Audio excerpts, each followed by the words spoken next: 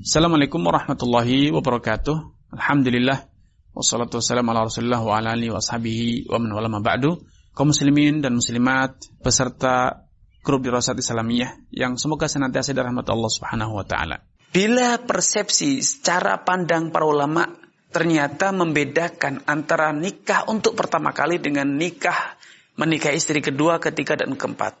Maka ini menggambarkan tentang dua kedudukan yang berbeda antara pernikahan ini. Pernikahan perdana dengan pernikahan kedua, ketiga, dan keempat. Kenapa demikian? Ada satu alasan yang sangat mendalam yang patut kita renungkan. Pernikahan itu bukan ritual, bukan aktivitas rutinitas yang tidak memiliki tujuan. Tetapi sebaliknya, pernikahan baik menikah untuk pertama kali atau sudah pernikahan yang kedua, ketiga, dan seterusnya, itu dilakukan dengan tujuan-tujuan yang jelas, tujuan-tujuan yang mulia. Dan yang paling besar tujuannya adalah selain menunaikan ibadah kepada Allah, menjalankan kepatuhan kepada Allah dan Rasulnya, adalah dalam rangka membentengi diri Anda dari perbuatan zina. Karena itu, Nabi menyatakan, ya ma'syaras sabab, wahai para pemuda, man istata'a minkumul ba'ah falyatazawwaj. Wahai para pemuda, siapapun dari kalian yang mampu menikah, mampu membiayai menikah atau pernikahan, falyatazawwaj, hendaknya dia segera menikah. Wa man lam yastati', adapun orang yang tidak mampu secara finansial ataupun fisik, fa alaihi bis-shaum, hendaknya dia berpuasa. Kemudian Nabi memberikan alasan kenapa orang yang belum mampu secara finansial dianjurkan untuk berpuasa. Kata beliau, fa innahu aghaddu lil basari wa ahsanu lil farj.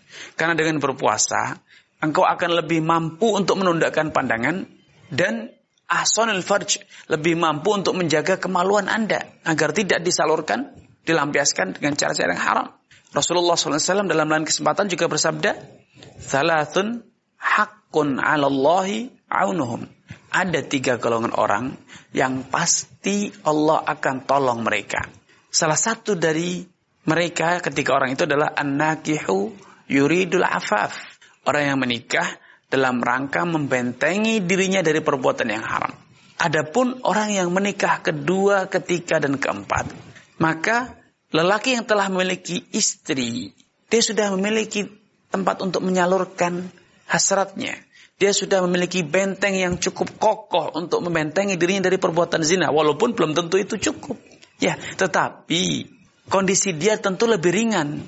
Karena ketika dia terdorong nafsu, berhadapan dengan badai nafsu, godaan wanita, dia memiliki tempat untuk melampiaskan dan menyalurkan hasratnya.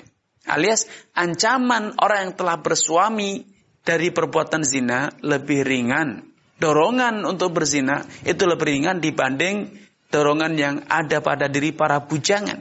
Sehingga kalau orang yang sudah menikah tetap saja berzina padahal dorongannya tidak begitu kuat, sedangkan dia sudah memiliki saluran yang halal, maka hukumannya lebih berat. Berbeda dengan bujang.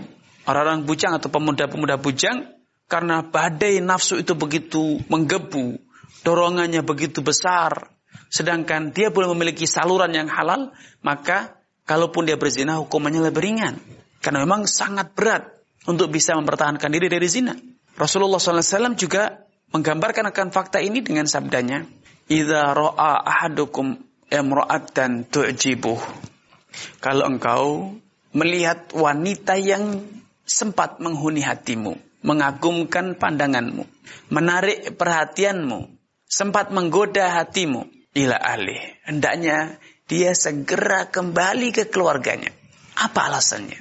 Kenapa Nabi tidak katakan segera nikahi dia, segera lamar dia, segera cari tahu alamatnya, segera temui walinya untuk dilamar, untuk dinikahi? Tetapi Nabi memberikan arahan agar Anda segera kembali menemui istri Anda. Alasannya sungguh indah. Beliau katakan, karena sejatinya istrimu, apapun kondisi istrimu, bisa jadi dia sudah mulai lanjut usia, bisa jadi dia sudah memiliki anak, bisa jadi badannya pun sudah mulai gemuk, tidak lagi semampai seperti dulu, bisa jadi kulitnya pun sudah mulai kendor.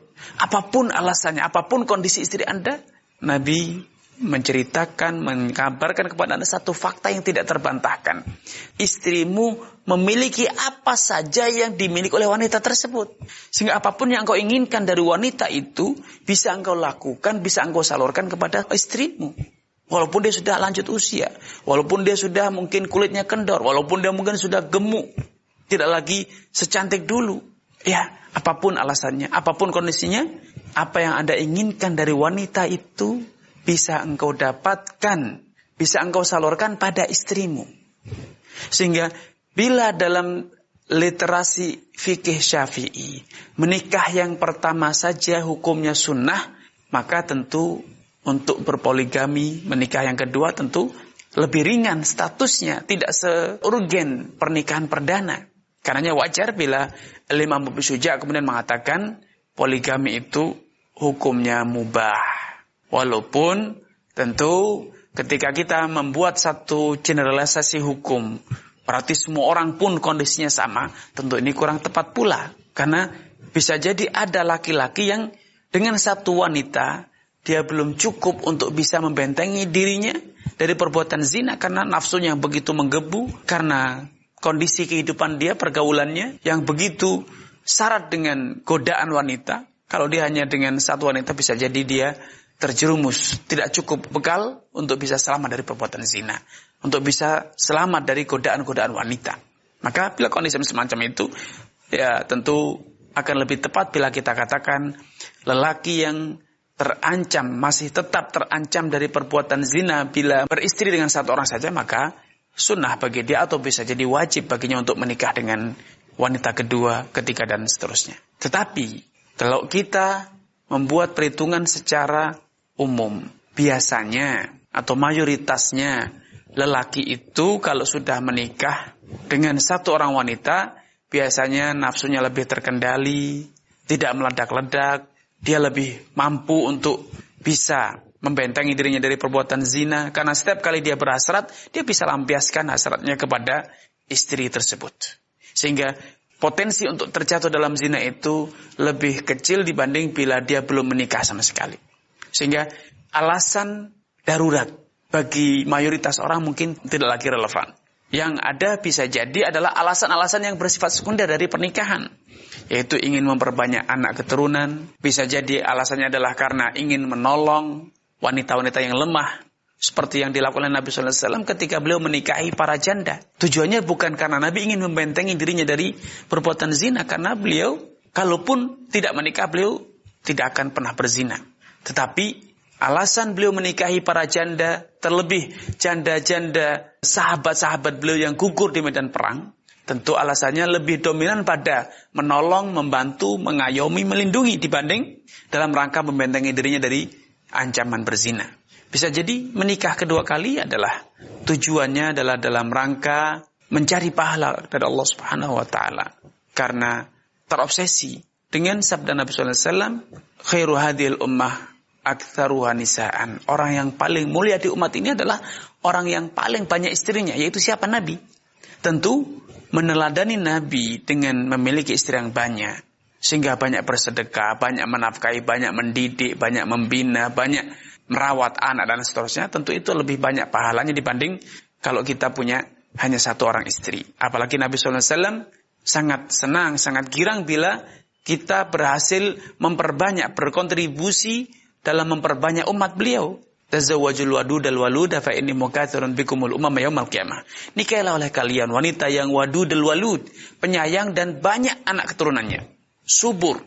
Karena sejatinya aku akan berbangga-bangga dengan jumlah umatku di hadapan para nabi-nabi sebelumku. Ya, tentu alasan-alasan yang diutarakan tidak sekuat, tidak seurgen alasan bila Anda menikah karena Anda takut terjerumus dalam perbuatan zina. Karena itu wajar bila memang al-mu'allif rahimahullah ta'ala membedakan hukum poligami dengan hukum menikah. Walaupun sama-sama nikah, tetapi karena latar belakang dan alasannya berbeda, tujuannya berbeda, tentu wajar bila hukumnya pun berbeda. Ini yang bisa kami sampaikan pada kesempatan kali ini. Kurang dan lebihnya saya mohon maaf. Billahi taufiq wal hidayah. Wassalamualaikum warahmatullahi wabarakatuh.